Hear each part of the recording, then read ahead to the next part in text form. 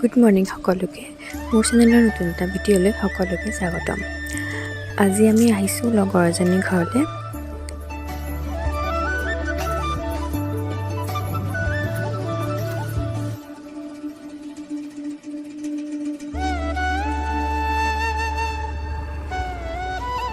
আৰু এয়া আমি পাই গ'লোহি।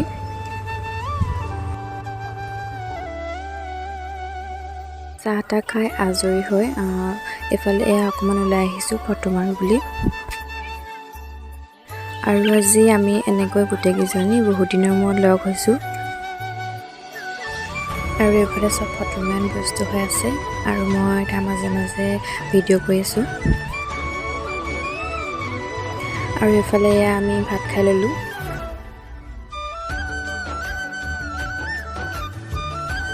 ভাত পানী খাই আজৰি হৈ এফালে অলপ ওলাই আহিছোঁ।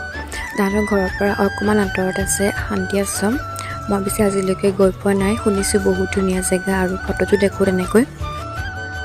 এতিয়া আমি গোটেইকেইজনী আহি আছোঁ শান্তি আশ্ৰমলৈ।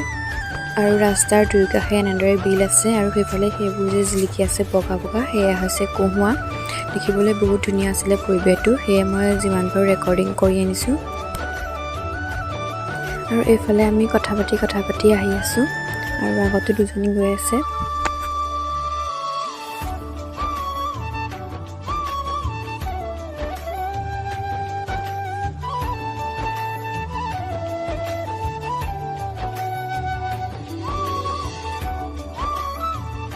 আৰু এইফালে এয়া আমি পালোহি। এয়া যে অলপকৈ জিলিকি আছে সেয়াই হৈছে আশ্ৰমখন।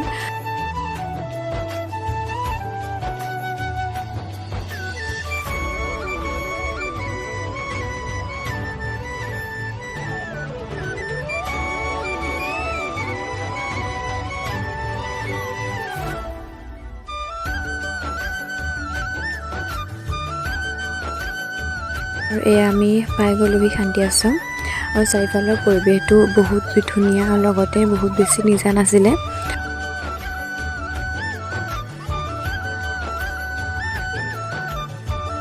আৰু এইফালে এয়া ফটো মৰা আৰম্ভ হৈ গ'ল।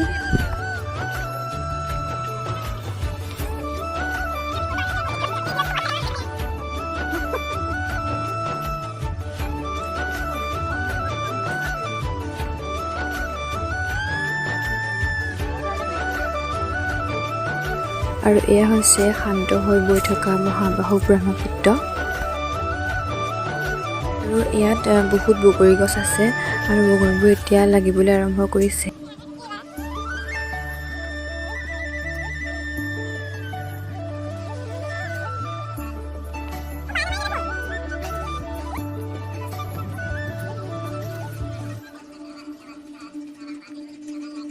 আৰু অলপ দিন পাছত বোলে দেখিবলৈ আৰু ধুনীয়া হ'ব পৰিৱেশটো, কাৰণ ফুলবোৰ ফুলিব, যিহেতু বহুত বেছি ফুল আছে ইয়াত। আৰু ফুলবোৰ ফুলি গ'লে দেখিবলৈ আৰু বেছি ধুনীয়া হৈ পৰিব।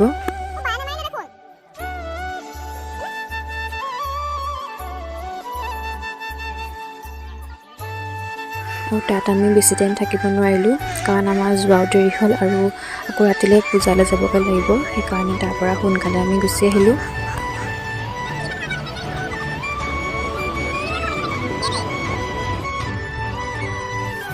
আৰু এয়া আহিব সময়ত চাহ খালোঁ। চাহ খাই এতিয়া আকৌ আমি ঘৰলৈ আহি আছোঁ।